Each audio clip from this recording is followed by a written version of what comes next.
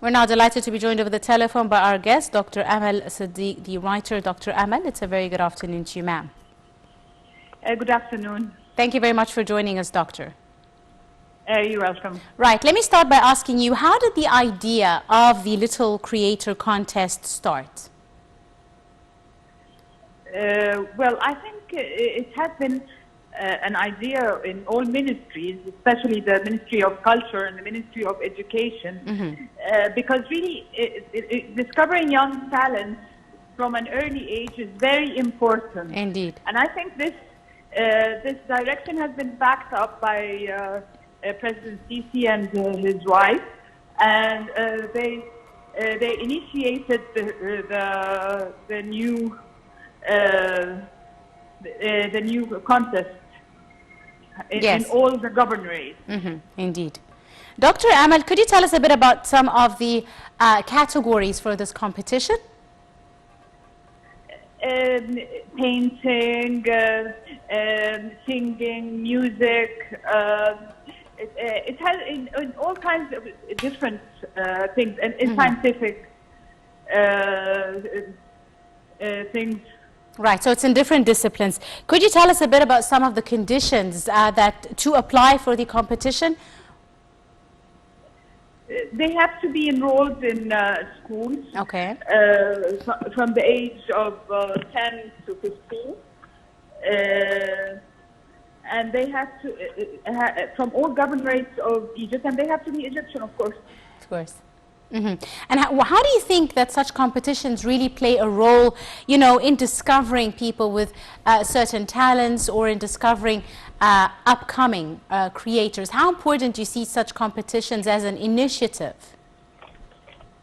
They encourage young talents. For example, if there's a writer who won an award for a small story, he would be encouraged to write an even bigger story when he grows up. He might be encouraged to read and to write more. If it's in music, he would be encouraged to learn a certain instrument, encouraged to maybe practice his singing. If it's painting, they would look even on the internet. Now you can even learn on internet, even if it's not like a face-to-face session. But I think also the parents will be encouraged to train their children in these fields. And so we will see many more talents in the future, inshallah. Right. Doctor, tell me a bit, are there any follow-up programs afterwards? You know, when the winners are announced, do they follow up with them? Can they compete again in the following round, or how does it work? Yes, this is the second round already, yes, of the competition. Yes, it is the second round, and they can compete the next year. And they also encourage new candidates to join, and because this, I mean, for a long time the schools have been neglecting all these fields, but it's good that they started to.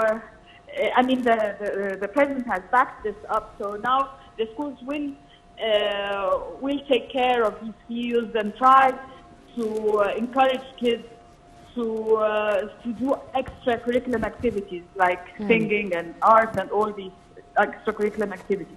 Yes, and these are indeed very important. Finally, Doctor, let me ask you, as a writer yourself, how encouraging are such programs for upcoming writers?